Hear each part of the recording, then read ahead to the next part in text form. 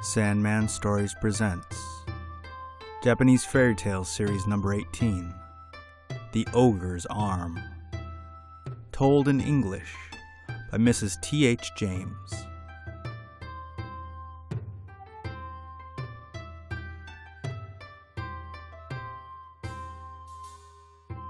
The Ogres Arm.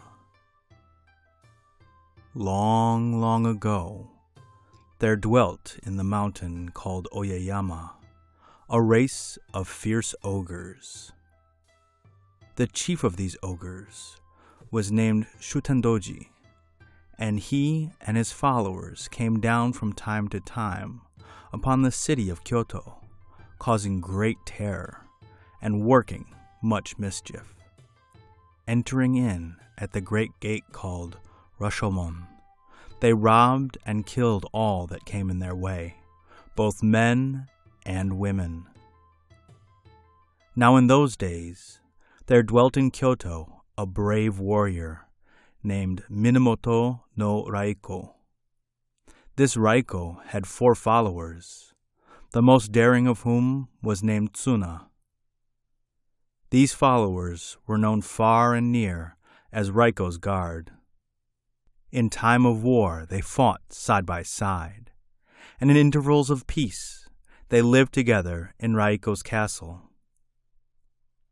It happened one dark and stormy night, during one of those brief intervals, that the 4 warriors were gathered around the charcoal fire, telling stories of war and adventure, and so whiling away the time as best they might.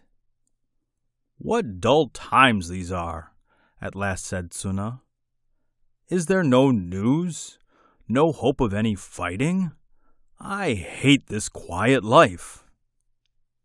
"News there is," answered another one of the knights, who had just come into the room.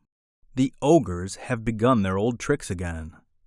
"The ogres?" exclaimed the knights, in awestruck and terrified voices. But Tsuna laughed long and loud. "Do you really believe such old wives' stories?" cried he. His companions made no reply, but shook their heads, with sad and downcast looks. At last, he who had brought the news looked up and said, "Tsuna, since you are so sure that there are no such creatures as ogres, will you go to the Rashomon tonight and watch there alone?" "Yes," answered Tsuna, "I will go, and, if needs be, alone, although I think one of you might bear me company."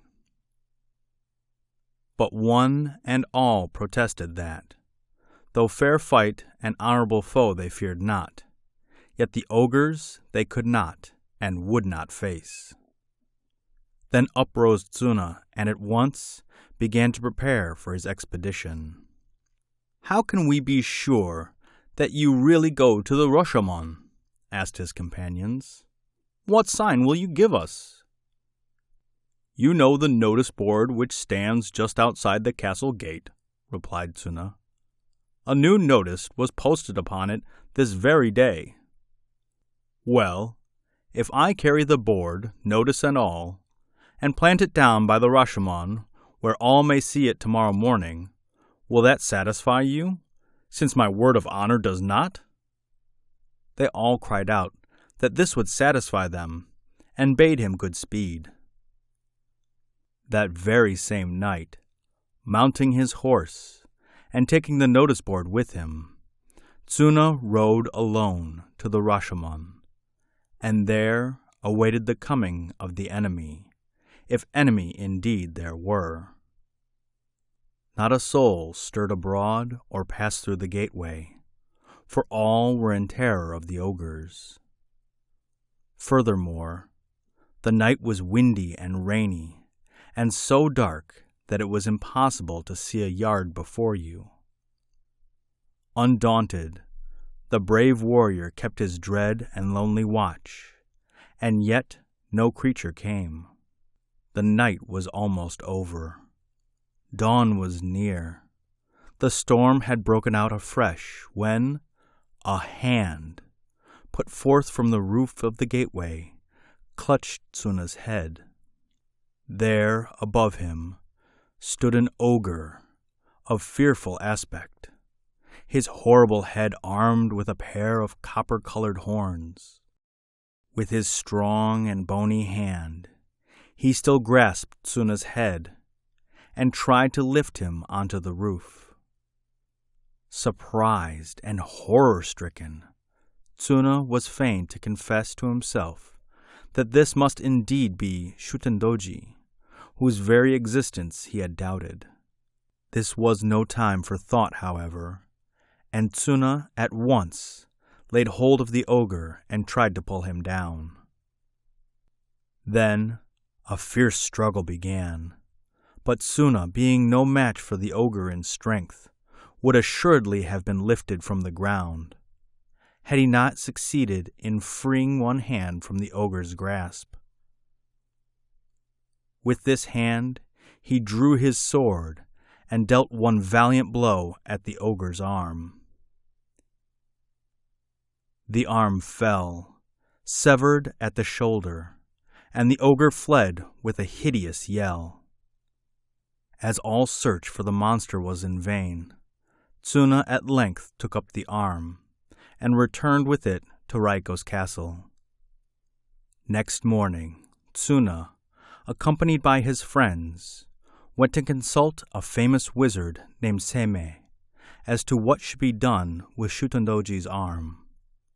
Seimei advised that it should be placed in a strong stone chest and watched by Tsuna day and night for 7 days.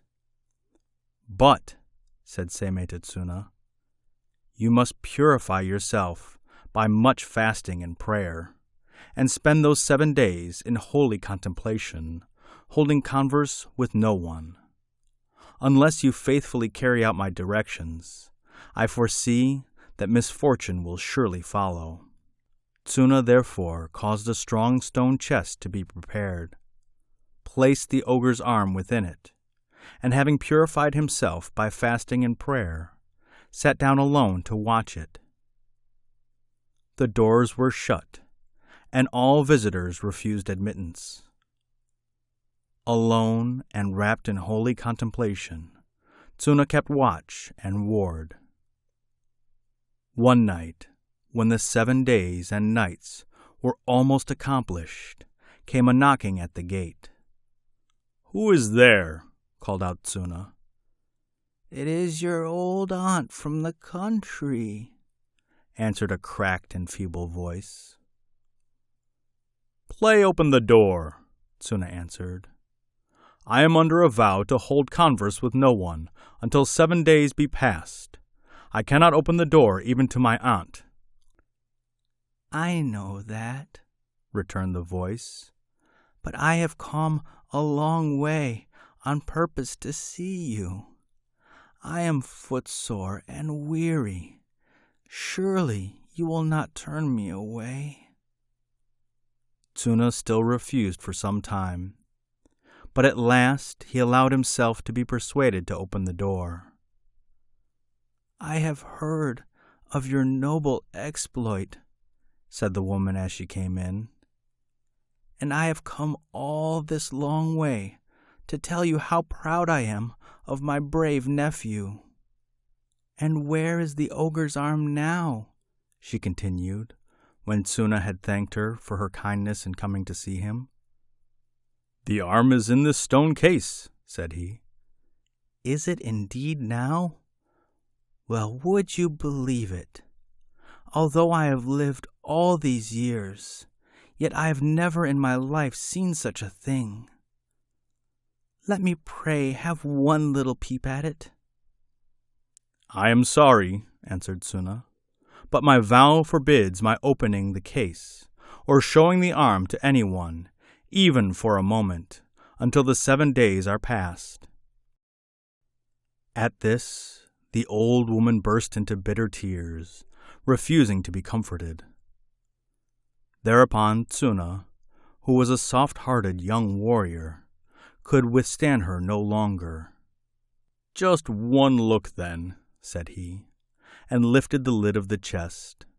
The pretended aunt took up the arm and seemed to be gazing at it in a kind of rapture, when suddenly appearing in her true shape, which was none other than that of the ogre Shutendoji, she shouted, "My arm is my own again!" and immediately vanished through a hole in the roof. Tsuna, quickly recovering from his surprise, rushed out, but not a trace of the ogre was to be found. Sad and crestfallen, the warrior bent his steps to the house of Raiko, and told him all that had happened. Raiko called his followers round him, and they there and then solemnly vowed that they would one day destroy the ogres in their stronghold of Oyeyama, or perish in the attempt. The end.